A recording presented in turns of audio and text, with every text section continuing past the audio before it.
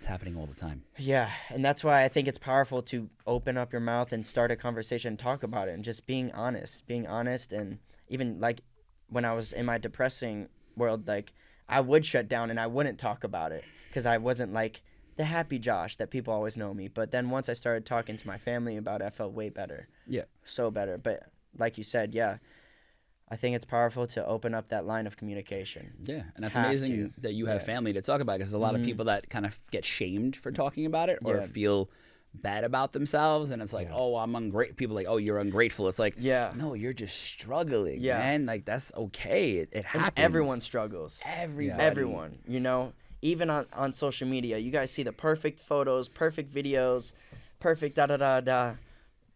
It's social media. You know what I mean? Behind that, social media. Everyone goes through things. Yeah. At the end of the day.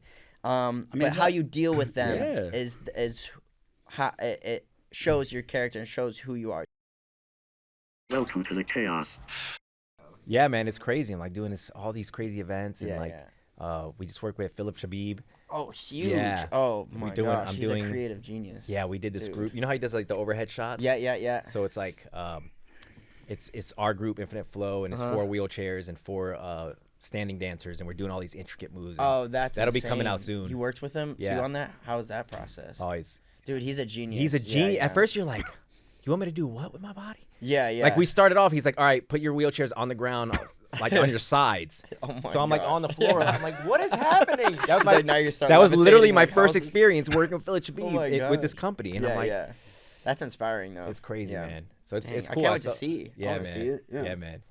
Well, I mean, we're always looking for, with Infinite Flow, we're always like, we want to bring in choreographers to like up our level. And like, I saw some of your stuff, and I'm like, man. Please. It'd be awesome to have you on, because I think you're a genius. Like the stuff that I've seen you do, like your energy is just electric. How long you been choreographer? I've been doing that for probably. Are we live right now?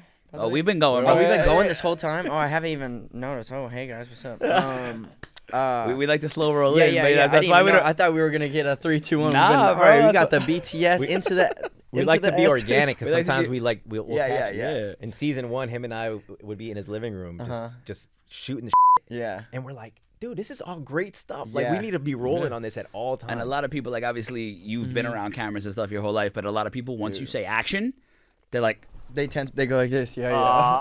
That's why I saw the camera and I was like, no. They put on their. That's what I'm saying. So it's like the flow of the conversation. So this year, because we're in the middle of season 3 right now, so we're like, let's just slow roll and see how it goes. And sometimes people don't notice or have the reaction like, wait, are we been filming? Like, we've been going for 20 minutes. And I'm like, wait, what? I'm like, we're halfway through. Yeah, like, that's how it should be, though. Organic. But back to your question, though. I've been choreographing dancing since I was 12. I'm 29 now. 17 years. I've just been dancing, grooving. I started dancing actually at my sister's wedding. Just doing this, just like a little fat chubby kid in the circle doing one of these. And next thing you know, one of her friends was like, "Oh my God, what dance do you dance for?" And at the time, I didn't know, like, dancing, you could even go anywhere with it, or any kind of profession in any world. But I was a sports kid growing up, and then I took one dance class. I did 10 years of TaeKwonDo and threw it all away for dance, because ultimately I found my my ultimate expression journal, basically, and that was dance. That was like my introduction to like creativity. So I think mainly because I was a sports kid growing up, but it all felt very like the same thing every single day. And with like music and dance, I get to do something different every single day, feel different emotion every day, and that, like, I finally felt like I could fully express myself with dance. So then from there, my mom, we lived on we saved up money, living at my sister's house, slept on like air mattresses for like 2 years to save up money from Chicago, to move to LA to pursue this dance career, whatever that meant. And then from there, man, just taking dance classes and started getting recognized on social media and stuff. Yeah. Well, I wanted to ask you, I felt like with your Taekwondo background, like you probably had moves. Like, did you incorporate the stuff that learn there into your dance? Because I feel like I see some of it. But also, like, hold on, it wasn't just Taekwondo. You won the Junior Olympics. Yeah. So like, it wasn't you were just doing Taekwondo for like research. Yeah, bro. It's like you weren't just like doing Taekwondo for like as a kid. Like people do it to just for the parents to have you doing something on a Saturday to keep you busy. Like you were doing it. Like Junior Goodwill Games, like somebody duck style. Yeah, it was really cool because I got my black belt with my mom, which was really, really cool. And the training for that, I mean, we would run across the floor and jump and land in a split. The training for that was incredible. Very, very hard. And to be honest, I was supposed to move to Florida to start training for the actual Olympics at like age 10 because I just did it for so long. And I mean, that taught me so much as a person. Like work ethic, discipline, respect, like everything growing up. I still carry the same character, like Taekwondo kind of like made me who I am today. But back to your question, I'm a 5'6" short white boy. You know what I'm saying? And people actually, every time they come up to me, they're like, whoa, I thought you were taller, man. Yeah. And I think it's because of the Taekwondo, all the energy I take from that Taekwondo and cleanliness, I bring that into my dancing that you could feel that energy through the lens, you know what I'm saying? So that's why you see me in any kind of video sweating my ass off. Right. Because I'm like fully going up. Can you imagine? No, but like it's super dope that you found that. Like, yo, people are in their 40s and 50s still searching for like that passion, and you found it at 12 and been able to throw yourself into that for like this whole time, and like that's really dope. Yeah. It was really cool. Shout out my mom. Honestly, I wouldn't be here without moms, without her support. My dad wasn't necessarily the most supportive when it came to like dancing overall. He was very much so like the sports dad. Yeah. So super lucky to have a mom willing to drop everything to move her kid to LA at 15 years old with just a dream. You know, when I also have 2 brothers, 2 sisters in Chicago. So to drop pretty much just to move your entire life for your child to pursue a dream is insane, kind of. And I'm so thankful and grateful because without that support, I couldn't, blossom into who I am today, and like live my dream, to be honest, So really cool to have a mom that just wants the absolute best for me when it comes to career, as a person, just everything. She's my whole support system, and without that, I probably wouldn't be dancing, So that's awesome. That's awesome that you get to share that with your parent. Like it's an unusual like relationship to have martial arts. It's kind of like what made you bond. Like where did that start for her, or was that like a family? I think she just didn't want me to be a growing up. I think like and to be honest, I think she just didn't want me to be a bad kid. Yeah. You know what it was? I think she knew once I came out that womb, it was too much energy. She was like, that kid needs to be in Taekwondo. You know what I'm saying? I came out like going off, and at that point I was like, all right, get his ass in Taekwondo. In a pose? I slid out and started doing a head spin. I was like, put his ass in Taekwondo, chill out. So then I did Taekwondo, chilled out, got a black belt with moms. I was doing sparring too. I mean, dude, the training was insane. And then from that, I think that's what really started our bond. I mean, nothing cooler than sweating ass for a black belt with your mom. You know what I mean? Yeah. Like, and like breaking wood and like my mom holding the wood and stuff. It was really cool. Did you guys spar together and she like whoop your ass? No. I mean, that's when she probably wanted to. Outside of Taekwondo, but it was cool though because then they would also be as harsh as like you have to get straight A's. Like if you get 1B, you're doing 1,000 push-ups when you come back to class. You have to show your report card and everything. So that discipline as a person. I'm gonna put my kids in Taekwondo for sure. That's great. That's dope, man. But when you moved out here though, and like the dance thing. Because going viral wasn't like there yet completely, right? So was the dream originally to like choreograph and then go on tour with certain people and stuff like that? Because you have done that as well. Originally, the dream was to become the biggest, best, most poppin' dancer, touring dancer professionally. Dancing like I wanted to dance behind Justin Bieber, freaking Beyonce, whoever it was, Timberlake. But then as I started getting chopped from audition after audition after audition because I'm not like a 6'2" 8-pack dude, which is pretty much who you see behind some of these big artists. You're not the Lay Twins. You know what I'm saying? Yeah. Oh, you know Lay Twins? Bro, I watch them all the time, man. Incredible, dude. Yeah, they're good. Shout out Lay Twins. Yeah, man. No better dancers than Lay Twins. And then you got 2 of them. That's crazy. Right. Well, they're like when you watch them though, it's like they're so connected. Yeah. Like every single movement, like it just they flow as one person. The same person. Yeah, it's crazy. Dude. It's crazy. But yeah, that's what's But yeah, I just found the power of social media from being chopped, like from audition, where I was just so tired of feeling like I'm just like acting as someone else's like play doll, and I just wanted to make my own business, call my own shots, and ultimately be the star. And so I found my friend David Moore and I filmed like a viral dance challenge. Yeah, a Segway, a hoverboard dance. Was crazy. We did a Christmas is Lit dance video where we're in like PJs in a living room and just like doing funny dance moves. And that was the time where like dance challenges weren't really a thing.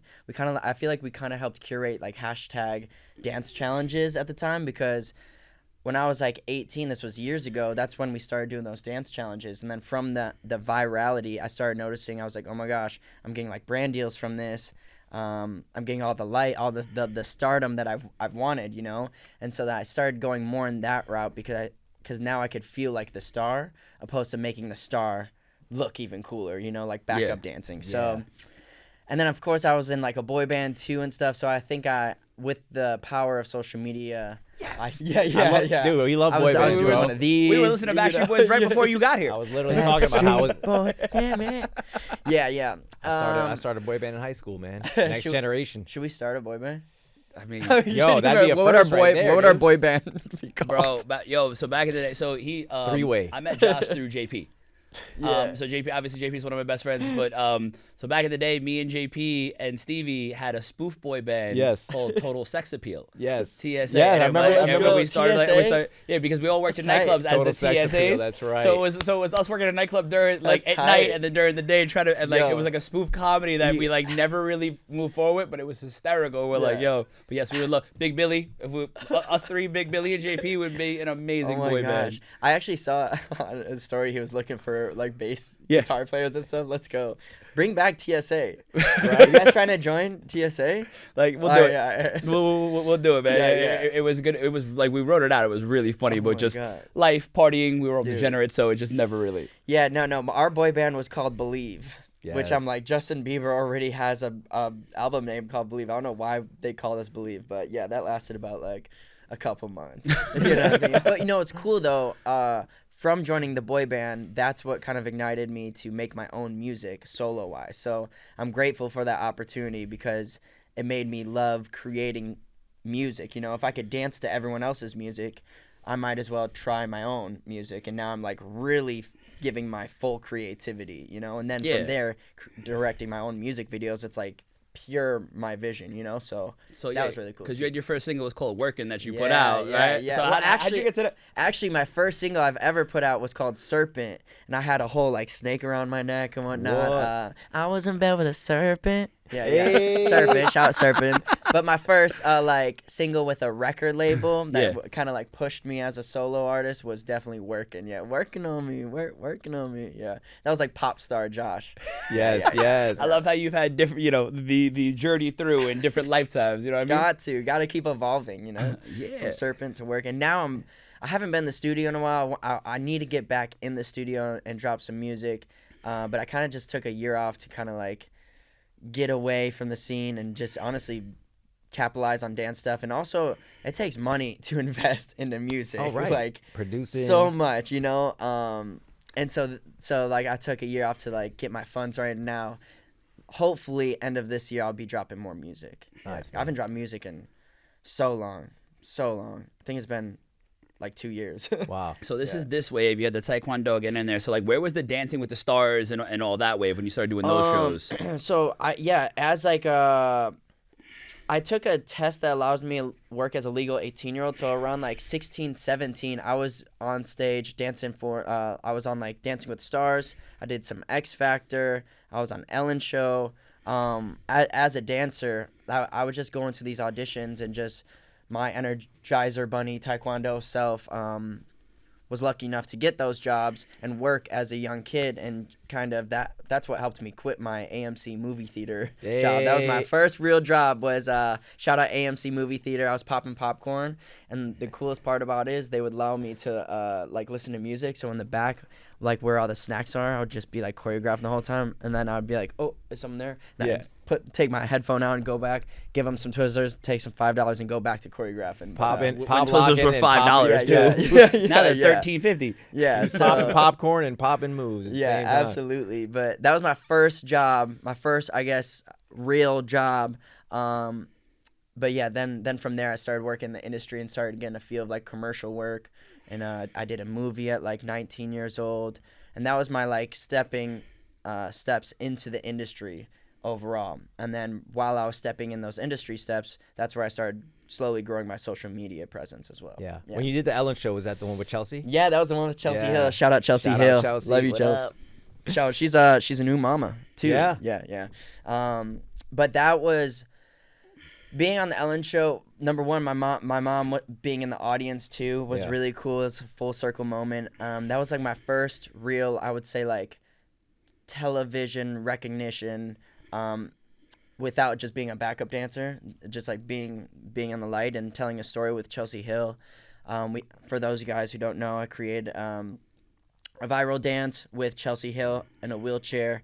And it was really cool because I also created a viral hoverboard dance. So we connected the wheels together and danced together on a hoverboard and on a wheelchair. And then I get off and whatnot. And we create this epic like story that involves like strength and emotions. And it's like, you guys just check it out. Chelsie Hill, incredible. And we'll have the link in the comments. Yeah, just scroll down a little bit and check it out.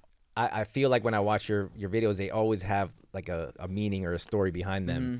And then I also was thinking about, like, when you are looking at a new dance or you're choreographing something, like, do you see moves in your head that you, like, visualize things as you're making them up? That's a good question. I've never been asked that. That's so cool.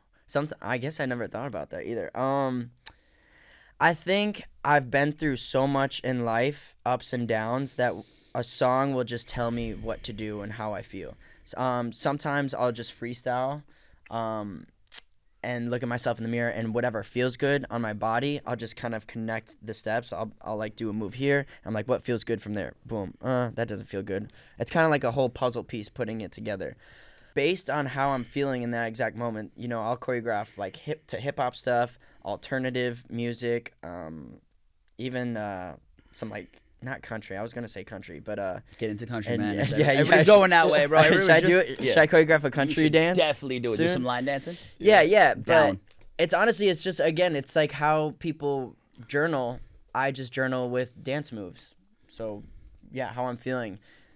Yeah, and I feel like I'm bipolar when it comes to emotion. So I'm just like, I could get really sad or really happy. So I kind of put that into my dancing. That's great for musicality, because there is a lot of in music. There's high moments and low moments. So it's good that you can connect with both levels. But I mean, you dance with such ferocity.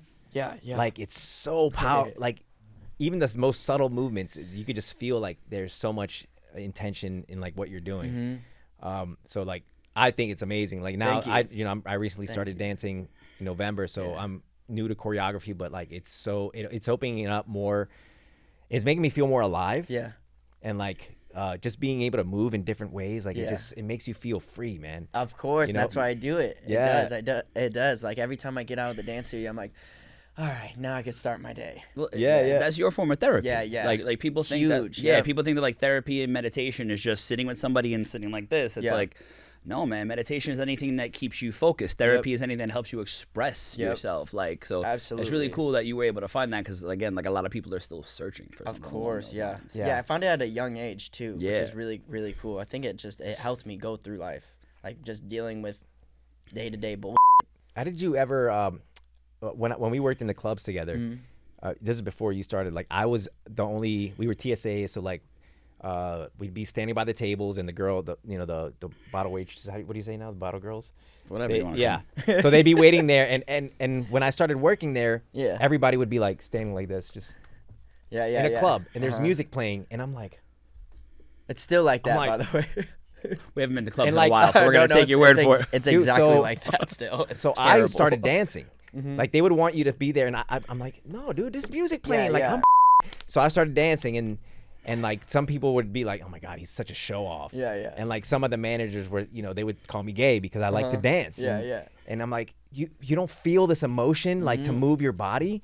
You know what I mean? So I'm not trying to show off. Like, it makes me feel good. Like this, I can't imagine being in a you're so locked into your. It's energy, man. It's energy, right? Yeah. It's funny that you said like the whole like quote unquote gay thing, because when I was a kid, I loved to sing and dance, and I did plays and stuff, and then I had some of my uncles like, that's gay, you shouldn't do that. Right, and they put a hockey stick in my hand, and I was like, I guess I can't do that. Yeah, and then it's like, now that I'm back performing on the stage, I was like, this is what I love doing. I haven't done it the last 25 years because somebody put a stigma to it. That, which is so messed up to do. So that segue into like a question is like, did you ever deal with that and people like telling you, no, you can't do this, or like you need to stop, or maybe end of middle school I would get called like twinkle toes and stuff, but I was one of those kids that I didn't really care. I wouldn't let it get to me because I still felt cool that I could dance in front of like shorties. You know what I'm saying? Like, you know what I'm saying? That's what I'm saying. It's a gay thing, but then when you can dance, it's like sexy. And you know what I'm saying? In high school, the guys hated, but the girls love it. I'm like, well, it doesn't make sense. Yeah, exactly. Yeah. It works for me. Right. But you know what's really hard that I had to get over was my mom told me if I want to move to LA and pursue the dream, I had to go to this performing arts high school. The thing about this performing arts high school was, mind you, I'm going in as a hip hop dancer. It was 3 hours of ballet, jazz, and modern every day. Mind you, I've never taken a ballet class, a jazz class, or modern class. And I had to wear tights, and I had to wear a man thong dance belt, aka thong up my ass. Boom, every day for 3 hours, every single day after academics. Would take a train to and from school, and that was crazy. that was crazy because that just kind of also, going back into that, kind of showed how dedicated I was to dance as well. But getting over the dance belt thing, that was a little tough. Just banana hammocking all day. Just straight up bulge every single day. I'm like, man, this is where it is. Just straight up bulge. I was not used to people being able to see straight bulge right in a mirror. Come on. Like, I was not in that. I was in the hip hop, hat right here doing this. So little did you know, I'm grabbing a bar with the ballet shoes and just staring at my crotch the whole time. You know what I'm saying? It's like, that was not used to that. But I'm so glad though, because also when it comes to my dancing, dance is all body movement. Yeah. And ballet and the training that I got from ballet, jazz, and modern really ultimately helps me tell myself where every single muscle is and what it's doing. Yeah. Because we would sit there for an hour and just do this, like on the ground. This is like, I think this is called the Martha Graham technique, but just your lower back here, because everything dance-wise comes from your core. Yeah. So we're just essentially just creating a six-pack of this, Right. So that training also helped significantly in my dancing. Yeah, because it didn't, like, you weren't locked into one style. Yeah. When you came out here, like, you could compete. Like, oh, this guy's doing ballet. Like, I know these moves. Like, I can do this.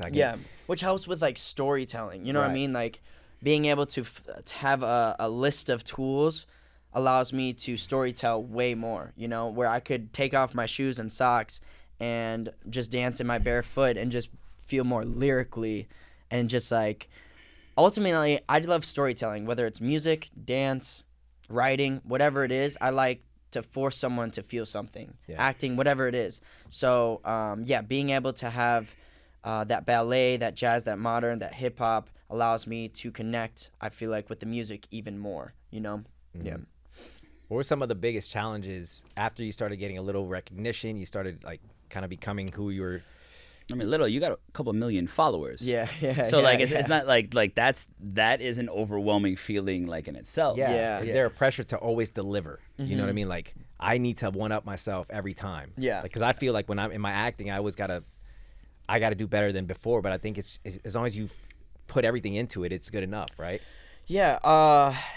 It's a tough battle. I go in and out of it. There was a phase where I would just create content to get more followers. More followers means more money. more followers means more brand is you have to the pressure of number one, it's really cool because it forces you to get content out and create and do work rather than sitting on your ass at home all day, which is cool. I think it's a battle of creating content to gain more followers and being organic and what's real to you. You know, having like, say a viral song is going on, it makes sense for me to create a dance to it, right? So sometimes I'll balance that out with also organic content that I just want to do without any kind of thought of let me get followers, let me get money, It's cool to see my following go like this because it keeps me like it keeps me disciplined just as TaeKwonDo did, you know, to keep building. So I don't know, man. I like it, but there are times where I want to get away a little bit. You know what I'm saying? Everybody in this room knows that my thing with social media, it's if I had social media when I was in high school, which I'm gonna date myself, was like late 90s into 2000s when I graduated high school. That's when I was doing the stuff that people are doing now. I was doing it at that age. Sick. We had a VHS camera, bro. Like that's how old it was. And like we literally like roll around. Now the VHS cameras are in now. Too. Exactly. Like, I'm like retro now. Now everything's vintage. That makes me feel I lost all those tapes. Yeah, he does it. That makes me feel old. With the tape too. Yeah. The CD players. Yeah. One of these. But like there's such a stigma around people who make content and people are like that's not a real job. It's like they just see you post the video and they think, all right, you just went out and did a dance. It's like there was hours that went into the thought. But there are different like, levels of that too. Like correct. Well, like, on the level he does that with the millions, but like I'm sure there's a lot of people that will still give you from time to time. Like oh, get a real job. It's like, well, nah, I don't think you realize how much endless I do. Hate. Right? I've been dealing with hate since I posted my first video. Yeah. But honestly, that kind of just lights a fire under my ass. And the hardest thing about this whole social media thing, the hardest thing about it is the art of not giving a fuck. Because you'll see all the love, and then you see one comment saying, what is this, you know what I'm saying? And that's what stands out to you, you know? That's crazy to even think about, but you see all the love, and that's the thing that when you close it down, you're like, dang, is it? And then you start second guessing. So I'm constantly dealing with the art of not giving a fuck. And that's still hard. I mean, it's tough to not take those comments to heart, but like the art of not giving a means you're just saying, okay, here's a comment, here's the hate. Okay, and let me make 3 more videos just like that too, just in your face, you know, because Twitter warriors, Yeah, the people who like the keyboard, there's gonna be hate regardless. You know what I'm saying? There's gonna be hate regardless, and so to get over that is key. Yeah, it's easier said than done, but you gotta just keep on going because. Well, like you were saying, sometimes you're just like, yo, I need to step back, right? So like, what do you do to keep your mental health in check, or like, what advice would you give to people that are trying to aspire to be where you're at? Like, how do you keep your energy, you know, compacted and keep yourself grounded? Because that's the toughest part of this whole thing. Yeah, especially because you feel pressure of constantly having to create, which feels like an ongoing thing, where it's hard to take a break. But the things that I do is, number one, going to the gym. Going into dance class where it all started for me, you know. Of course, now my videos are making money. It got to a point where I was only dancing if I had a brand deal. And that gets ugly because now you're starting to lose your passion, you know what I'm saying? It's a job. So when I do get overwhelmed and whatnot, I go to my roots, which is dance class. Yeah. And just doing it because I love it, you know. That, and I also go on my hikes, and I got my 2 dogs, and I also have my journal, and I also make my music. And all of this is, now I'm thankful that I've grown it so much that now I get to call that work. But in reality, that's just what I love to do in life, you know? So figuring out what you love to do in life is so crucial, I think, for everyone's mental health, because you don't want to look back years then and just be mad at yourself that you never just did the thing that you loved, you know? So it's just so crucial that you do what you love, because doing something that you love makes you ultimately become your best self, you know? And then becoming your best self, you could help other people become their best selves. Yeah. So do yourself a favor and go at whatever you love to do. Yeah, it's good you had such like a great upbringing with the Taekwondo and the martial arts, because I feel like you've learned that you have to face your fear. Like you learned it at a young age. Like, oh yeah, because it's scary to fight and like learn those things. And has there ever been though later in like now like self-doubt has ever crept in, or like have you ever had because you seem like you're positive and like it's gonna work out, but like we all kind of go through moments. Like have you ever dealt with that? Yeah, getting cut from every audition when my mom just moved me to LA. I was like, oh my God, I'm not gonna make it out here, because I got cut from 12 auditions in a row. Like that's so scary. And then as a 15-year-old, I'm like, I'm gonna like let my mom down. She just put all this money into believing I'm gonna let myself down. That's where the self-doubt happened. But then I was like, you know what? I'm going to create my own opportunities for myself. I don't need anyone to tell me yes or no. I'm going to create my own opportunities. And I'm still creating my own opportunities. I'm not letting just brands reach out to me. There's so many hours where I stay up till 2 a.m., 3 a.m. writing pitches to like Google or Target or Red Bull or whoever it is, saying like, yo, I have this idea, So I love when that self-doubt creeps in, I ultimately take a dance class and then try to think about a way that I could create my own opportunity. Which is I take pride in. That's so dope that you're like, yo, I feel like I'm gonna go take a dance class, because that's gonna fill me up. Like there's so many people who don't have that. So like, bro, kudos to you, man. That's awesome. Thank you. I wish I had something like that. You know what I mean? Like, for me, it's me, it's I Legos, love movies. Legos. Yeah, right. I do Legos. SJP, I got a whole where my bar used to be, where all my booze and drugs used to be. Yeah, it's now all Legos. You got a Lego museum? I got a Lego museum. Man. I love it. For me, it's going to the movie theater, man. Like that's one of my favorite pastimes. Like every time that I leave the movie theater, I have like this. I'm like, oh, I need to fucking do it now. You know what I mean? What kind of movies? I mean, I like everything. Like I just saw Sinners, and they made me Michael like B. Jordan. He killed it, God. right? Yeah, that was amazing. But like when I was a kid, I would watch movies and I would emulate the characters that I saw. So like I would watch Rocky, and I left the theater like. I was a boxer. The theater with some boxing gloves. Yeah, exactly. And then like I saw the Teenage Mutant Ninja Turtles, and I made nunchucks out of toilet paper rolls, and I rolled. But now, like, nunchucks out of toilet paper. Yeah, rolls, dude. That's how old that is. Yeah, I was like, yeah, dude, I'm old as buy nunchucks. Yo, I'm old as wasn't around back then. Nah, bro, we had to. Let's go TSA. We had to be clever about our. Let's go TSA. Right. Yeah. But yeah, man. Now, like, and it was when I left Sinners, I was like, man, I haven't been to the movies in so long. Like, I need to find my my dojo, right? Yep. Like, you know what I mean? Yep. I need to go back to where I feel like I get my energy, my energy source. Something that inspires you. Yeah, exactly. There was no question coming from that. I was just rambling. But also, I think like self-doubt will like no one's perfect. Self-doubt will always like you'll have it, you'll notice it, but then stimulate your mind and get off of that, because I feel like there's a lot of people that feel that self-doubt and then stay in bed and don't do anything and don't do anything and don't do anything. It's waiting for someone to da.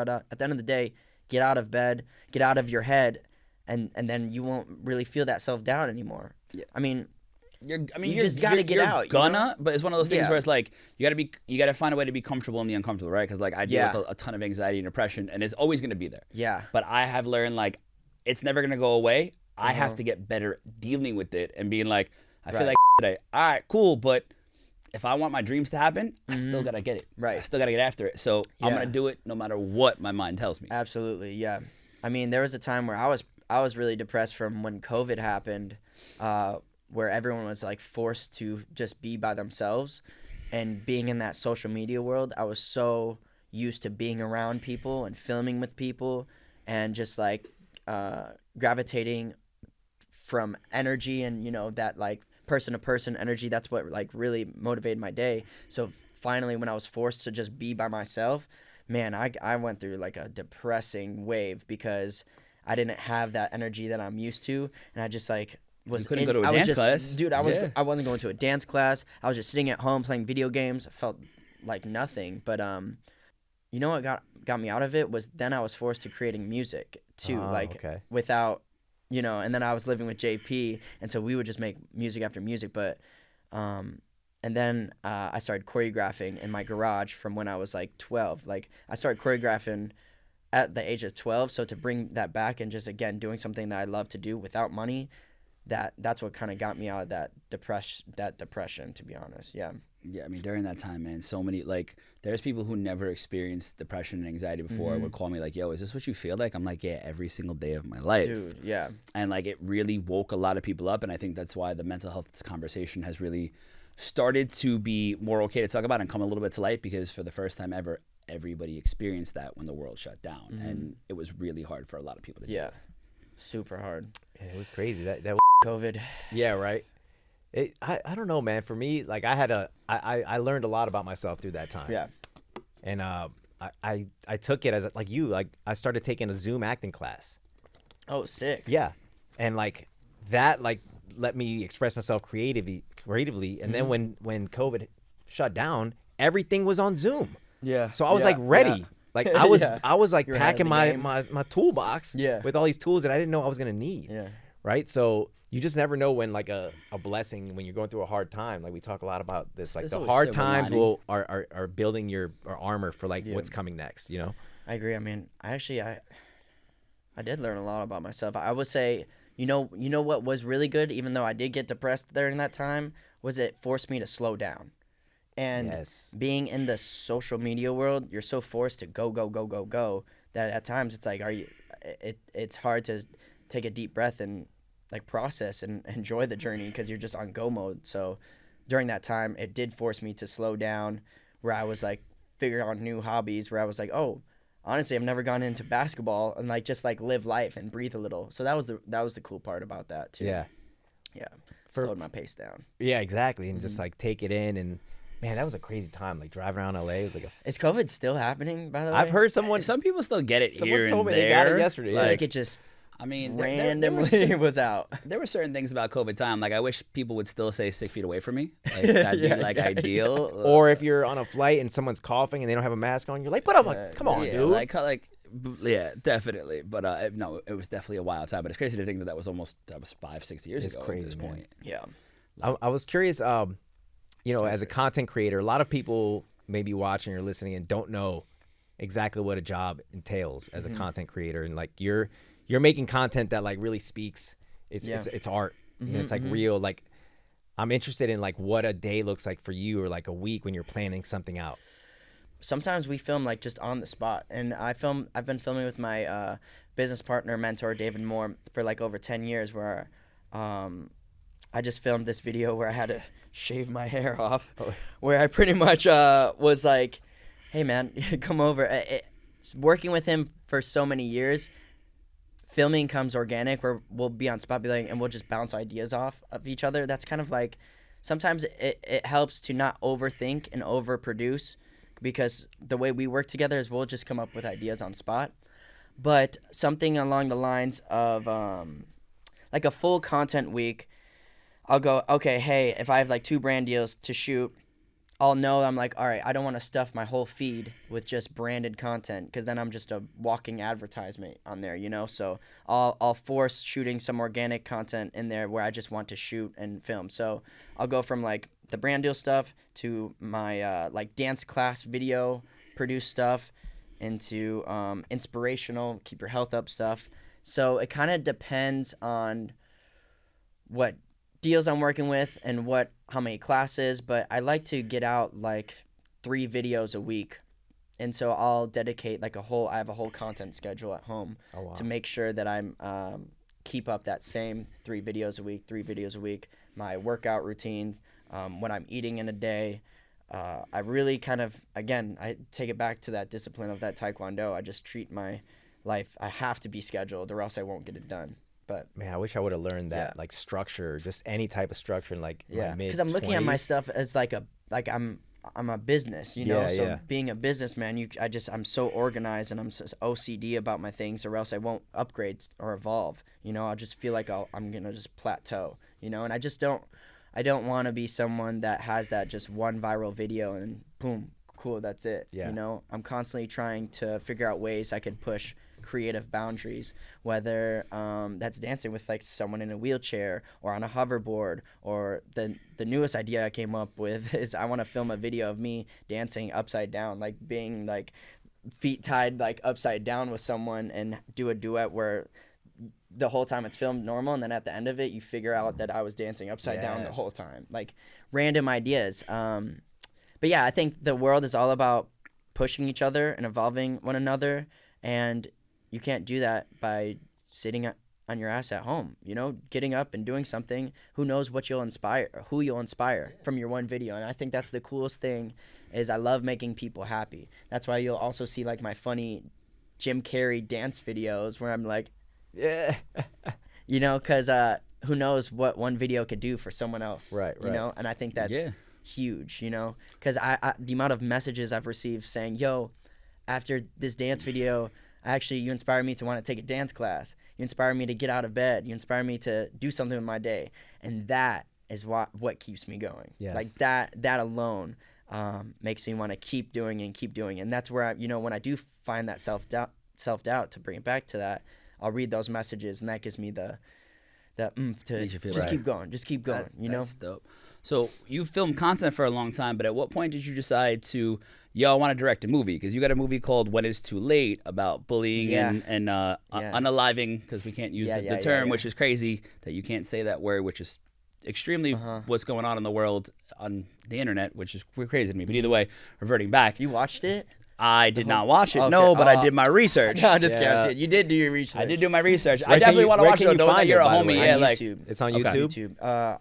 I think that was so long ago. Where did that come from, though? The idea of bullying and suicide obviously is such a big topic. It came from when I was getting bullied at a young age when I first started dancing. And so when I came out here, I was in acting classes as well.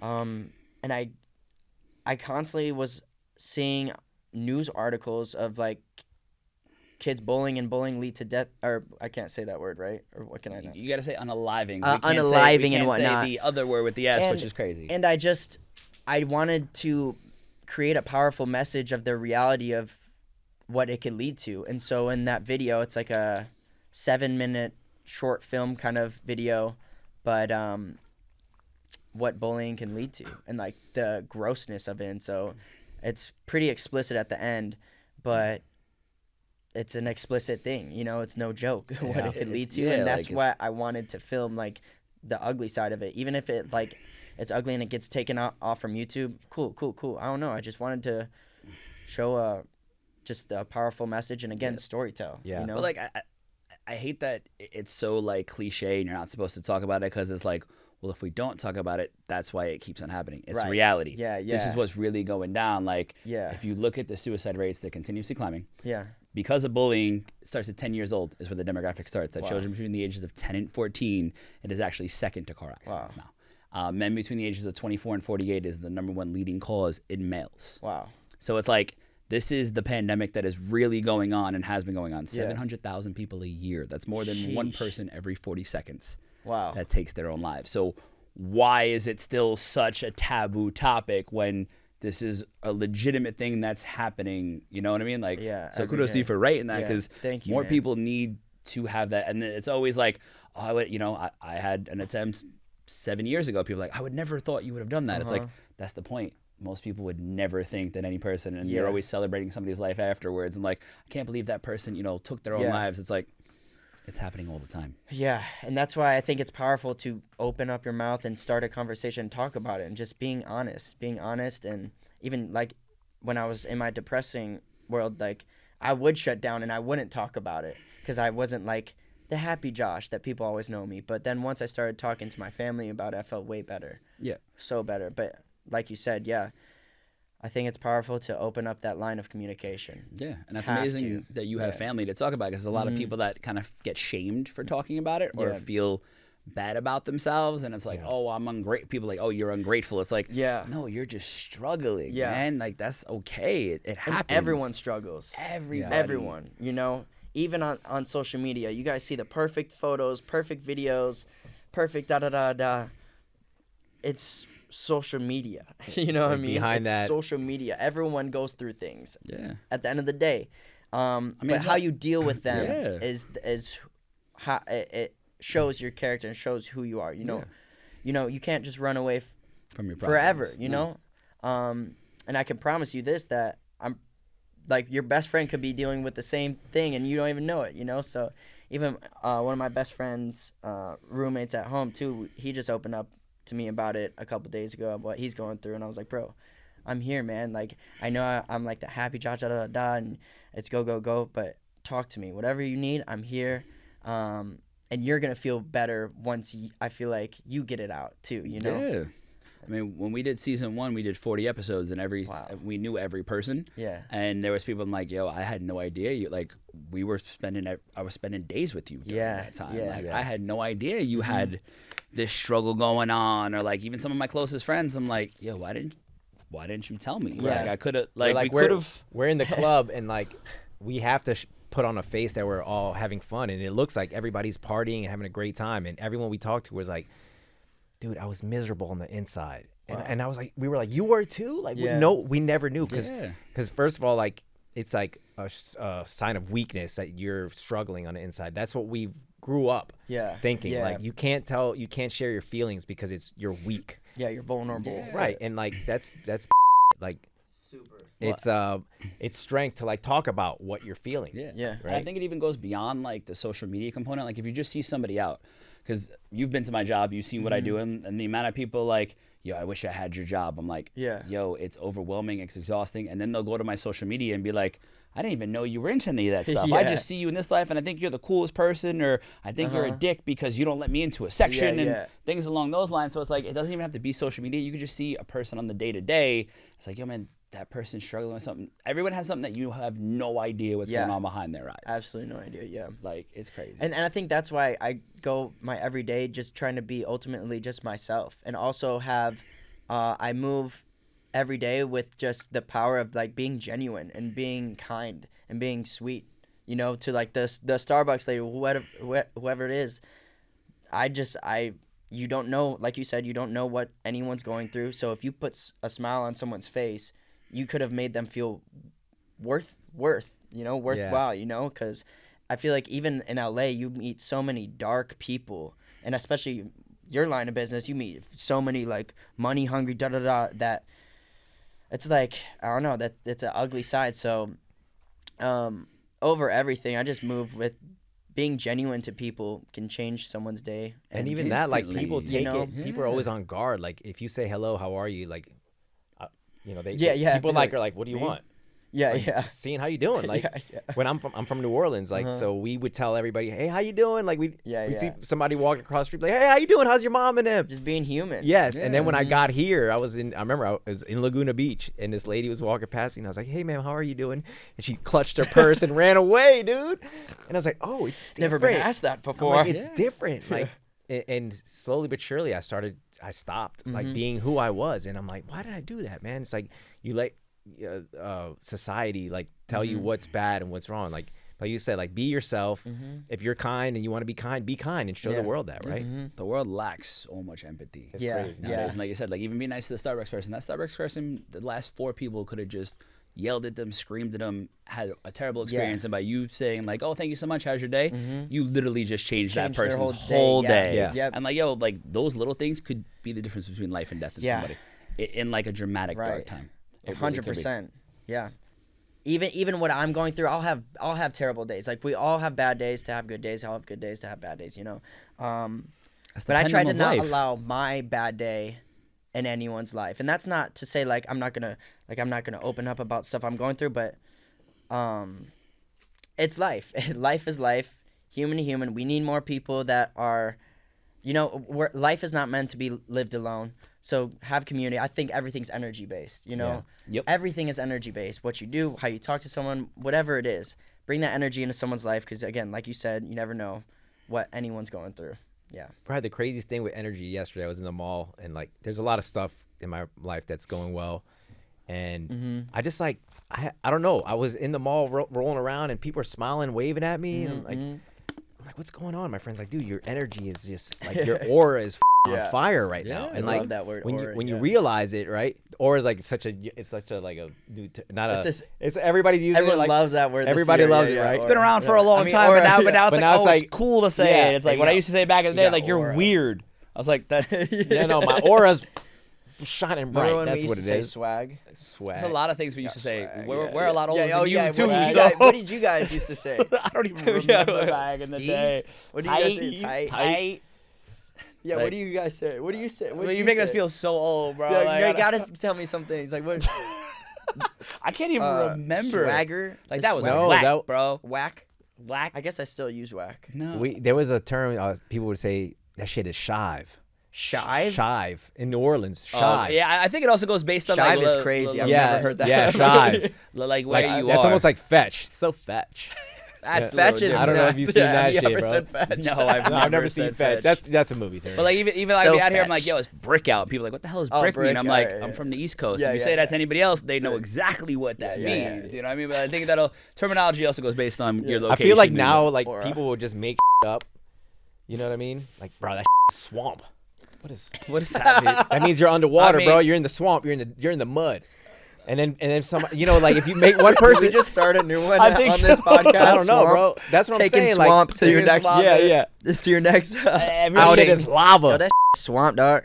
Everybody Swamp uses is everybody nuts. uses vibes is a big thing now. It's like Big vibes. that was never a thing a Yeah. long time ago. Been Like, saying what's type up, vibe? Yeah. type Tight was cold. Cold. But yo, I want to take it back. Let's Now get back let's to get it. off our terminology. I want to, Let's get off the swamp. Yeah, we're mutually connected through Chelsie Hill, and you know I knew that she did this dance. I saw the Ellen dance, but until I started researching that you were coming on, I didn't realize it was you. So I was like so excited to ask you, you know, how was that process, dancing with someone who has a disability in a wheelchair, like creatively you did amazing things, but how did you get to that point? Trial and error. Number one was seeing like, what can Chelsie do in a wheelchair? What can I know it's limited, but she made it feel like she was not limited So many at things. all. Like I didn't realize like the wheelchairs, the pickups, this one wheel, on one wheel. Yeah. It was really cool to see. You Yeah. know, the process was really really cool because we were doing something that like I've never done before. Again, I mean, the amount of times that she fell too, I felt so bad because we were really pushing like creative limits. Yeah. But the process of that, especially to going into it, again, like I was on my hoverboard, she was on her wheelchair, and we just connected. And through the music and through like once the song started, we would just go back and forth on how it made us feel. And so there would be times where she would roll forward, and I'd be like, okay, if you do that, I'm gonna go on my hoverboard and I'm gonna roll forward but backwards. Yeah. Cool. After that, maybe you go around here, maybe go like this. It was just I don't know. It was like literally us flowing together. Right. So, and honestly, the coolest thing from it all was every day I would leave so inspired the fact that Chelsie could do that. Yeah. Because I'm going to be honest, as the rehearsals kept going, her being in a wheelchair kind of disappeared. I Exactly. just felt like we were just dancing, Exactly. you know? Yep. And that was super inspirational and motivating to me because of the power through dance as well, you know? Dance itself just kind of, dance is dance, on or off wheels, you know what I'm Right. saying? So that was really inspirational. Yeah, and that's the thing. Like I just started dancing with a company called Infinite Flow. Yeah. And like the things that we're doing, you know, we end up on the floor a lot, and there's a lot of trial and error. But every time we perform someone, we go to schools and we perform for kids. And like when we're waiting to perform, everybody's looking at us like really weird, and they're like, you know, they're doing the little kid stuff, like laughing. At the end, when we're finished performing, their eyes are like this, and they're like, "Oh my god, I didn't know this was possible." I've never seen this before. Yeah, and we, you know, they'd that's come so up and cool. ask for autographs, and like Yeah. that's the thing. Like the world doesn't realize is there's no limitations of what you can do. Yeah. And like everyone can dance. Like it's Yeah. cheesy as like anyone. We were trying to get Mikey to dance. He said there's some rhythm in Yeah, there. yeah. I got rhythm. I just don't But want he to just dance. doesn't want to do it. I'll do it on my own. I can't do choreo with y'all. Come on, Yeah. what you talking Bro. about? No more self-doubt. Bro, JP No more tried self-doubt. JP You want tried to do teach us like a choreo. quick 8 count? You ready? JP has tried to do choreo with me before. Ask him how well that went. Ask him how well We're that gonna went. close this when he's gonna teach us a quick 8 count, and we're gonna do it for you. All right, well, so then my last question before we do a quick A count and get out of here. I don't know what to tell you. out of all the things that you've told us, right? And you've had a really cool life so far, and like, bro, it's been awesome to get to know you over the last couple of years and like watch your journey. You can do a lot of really cool stuff. Thanks. What's the most memorable thing that brings like a smile to your face from your dance career that you're like, yo, that was like the happiest time I've ever been, or that's something I look back on and I was like, yo, that was awesome. Yeah. I gotta take it back to the hoverboard dance video that I created with David Moore. Yes. That shit was fire. Once it like went viral and whatnot, Good Morning America flew us out to perform live on Good Morning America, and they shut down Times Square for us to perform in the middle of Times Square live on Good Morning America, and that was the first like non-musical act that they had on their show live, and that was such a moment for me because my mom actually surprised me and flew all the way to New York to watch me do that live, and yeah, like I'm like getting goosebumps now because that was the coolest moment of my life. That most memorable thing. Man, that's awesome. That video is like, I watched it last night. I was like, holy, like you have to watch it. It was like, how many years ago? Probably like 10 years ago. I mean, you were like maybe like eight years ago. We'll put the link in the bio. We'll put the link in the bio and in the comments so everybody can see what we're talking about because it's definitely worth the watch. No, the video was so ahead of your time, but like, I just wanted the preparation for that. Like, dude, how long did that take? Well, the tough part is sometimes they would just turn off. Like, can you imagine in the middle of Times Square, Good Morning America, and one just like, and just, because the hoverboards it's still technology. Sometimes they'll just shut off on you. Right.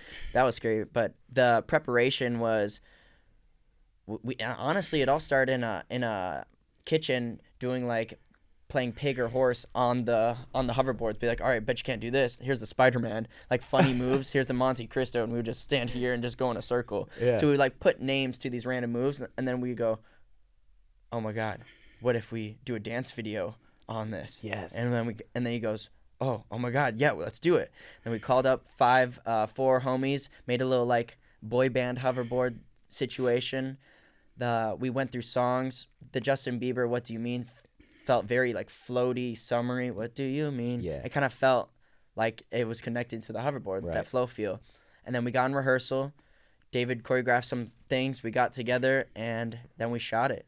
I mean, we had, I think, 2 rehearsals, rented out some kind of warehouse feel. Just the pure idea of wanting to do something different, something that has not been done before. Oh, we had that like fire in us. I'm like, oh my God, we've never seen this happen before. Professional dancers on hoverboards, so sick. And then from there, we didn't expect it to blow up how it did. But then, yeah, I think that was like one of my first viral videos that helped me get my stardom too, and like grow my presence online. Yeah, so, man, it was amazing. I was like work. The hoverboard Justin Bieber. Amazing I remember work, I wore my hat like this. I was like, I thought I was the shit too. I was like, the opening shot. I'm really riding on these hoverboards. Like, yeah. And what's really cool is that we got like 20 plus gigs from that one video. Again, talking about creating your own opportunities. All came from an idea. We were like on tour. We traveled to China, Russia, all these like car shows, like we did a lot of car shows on these hoverboards, doing this one routine that was 1.5 minutes long, traveling the world. And I would felt like a boy band at that time too. We were a hoverboard boy band. That's amazing, dude. Traveling the world doing this "What Do You Mean" Justin Bieber dance. So I love that opening shot when you're sitting there and then all of a sudden you start rolling out into frame. Like, it was really cool, man. It was cool, man. But then again, the power of creating your own opportunities. Yeah. You never know where your weird, probably crazy ideas, what they could do for you and what they could do for anyone else, So that's why you went from literally just in a kitchen doing things on a hoverboard to a shut down Times Square featuring you on Good Morning America. Like, that's crazy. That's why I really want to push people to, no matter how weird or crazy their idea is, just do it. Just do it. Number one, you're going to take pride in your art, and taking pride in your art is going to lead to you feeling confident about yourself and how you bring that, what I'm saying? So it's just it's a domino effect. So get your idea out there. Stop making excuses. There's a lot of people that are like, I'll do it tomorrow. I'll do it. No, that. Do it now. And then you're going to feel good about yourself. And then you're going to see it. And then who knows what that could lead to, right. Yeah. I love it, man. So obviously you use social media for a lot of things, but you said you use social media to inspire you. So like what on social media do you watch, whether it's a certain person or an account or something specific you do that you might look at it and be like, oh yeah, no, that really helped right now? Well, again, I mean, we were talking about like the self-doubt and stuff, and sometimes I'll go to my social media, and right now on my entire feed are just quotes, healthy quotes to get up and get active, or real friends and fake friends, or hard work, being hard work, don't be lazy. So like, to be honest, once you look at a couple, now my feed knows to just give me that. You know how social media works. It's just like what you give your attention to, it knows that. So my whole feed are just inspirational quotes. No, I love that, because there's plenty. Like, I post a lot of that. Like, everybody who follows me, and then random people like, yo, man, I really needed to read that. Like, thank you for posting that, and vice versa. I've done it. Like, yo, I needed to see that right now. Yeah, 100%. And to be honest, too, someone that inspires me to just